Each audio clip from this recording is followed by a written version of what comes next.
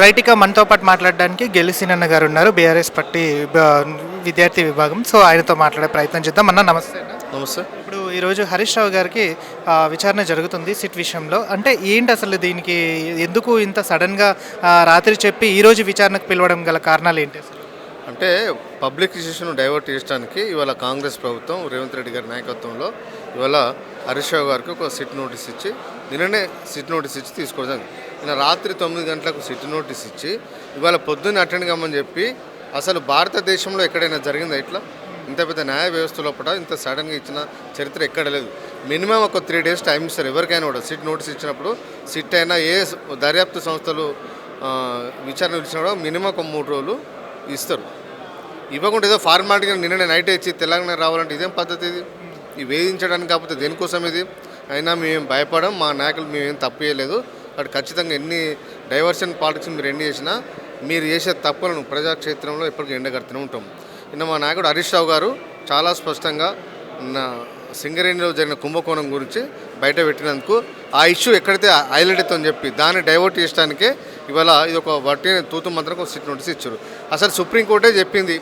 అసలు గతంలో హరీష్ రావు గారి విషయంలో కూడా రాష్ట్ర ప్రభుత్వం సుప్రీంకోర్టుకు అప్పీల్కి వెళ్ళినా కూడా ఈ కేసులో ఎలాంటి పసలేదు అని చెప్పి సుప్రీంకోర్టు కేసు మూసేసినా కూడా మళ్ళీ ఇలాంటి ప్రయత్నం చేయడం అనేది సేమ్ ఒకే వ్యక్తి మీద ఒకే నాయకుని మీద ఇలాంటి ప్రయత్నం చేయడం అనేది ఇది తప్పు, ముమ్మాటికి కక్ష సాధింపు చర్య. అంటే ఇప్పుడు ఇంకోటి దగ్గరలో జిహెచ్ఎంసీ ఎన్నికలు కూడా వచ్చే సమయంలో కూడా ఇవి రావడం అనేది చాలా అంటే చాలా అని చెప్పేసి కూడా కొన్ని వర్గాలు అంటున్నాయి.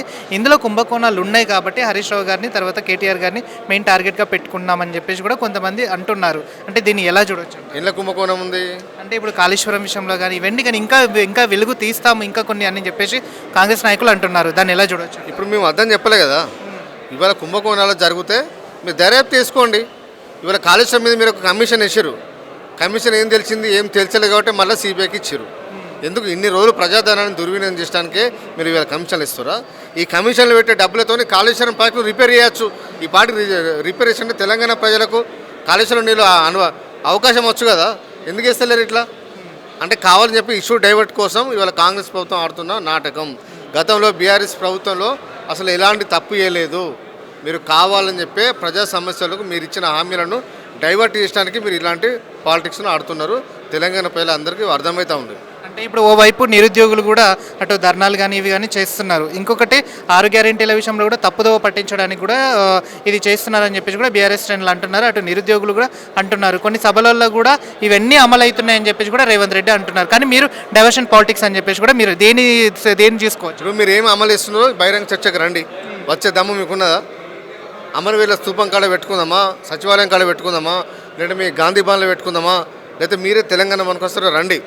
మీరు ఇచ్చిన హామీలు అమలు చేయట్లేదు. ఒక ఆర్టీసీ ఫ్రీ బస్సు తప్ప మీరు ఏం చేయట్లేదు అని చెప్పి మేము గతంలో మా నాయకులు కేటీఆర్ గారు కానీ హరీష్ రావు గారిని మిగతా నాయకులందరూ కూడా మీ ప్రభుత్వానికి చెప్తూనే ఉన్నారు. ప్రెస్ మీట్ పెట్టి చెప్తూ ఉన్నారు. వివిధ వేదికల మీద కూడా చెప్పడం జరుగుతూ ఉన్నది. మీరు దేనికి మీరు సూటిగా మీరు సమాధానం చెప్పట్లేదు. ఇన్ని స్కామ్లు, అమృత స్కామ్లో మీకు కుంభకోణం ఉన్నది. కేజీబీ స్కూళ్ళ లోపల దాదాపు ఒక 100 కోట్ల కుంభకోణం జరిగింది. దాని మీద బహిరంగ చర్చకు సవాల్ విస్తే కూడా ఇప్పటివరకు రావట్లేదు. ముఖ్యమంత్రి గారి ఆధ్వర్యంలో జరుగుతున్న ఆ కుంభకోణం, బంకర్పేటల కుంభకోణంలో 100 కోట్ల స్కామ్ జరిగింది. ఇట్లా విద్యుత్ కుంభకోణంలో స్కామ్ జరుగుతూ ఉన్నది. నిన్న సింగరేణి దానిలో స్కామ్ జరుగుతూ ఉంది. ప్రతి దానిలో స్కామ్ జరుగుతుంది. హిల్ టు పాలసీలో స్కామ్.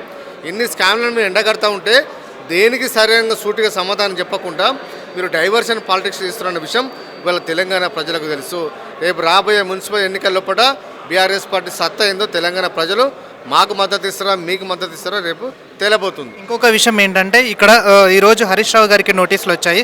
ఆ తర్వాత రేపన్నాడు కేటీఆర్ గారికి ఇంకా కొంతమంది నాయకులకు కూడా వచ్చే అవకాశం ఉందని చెప్పేసి కూడా అంటున్నారు. దాన్ని నిజమే అంటారా?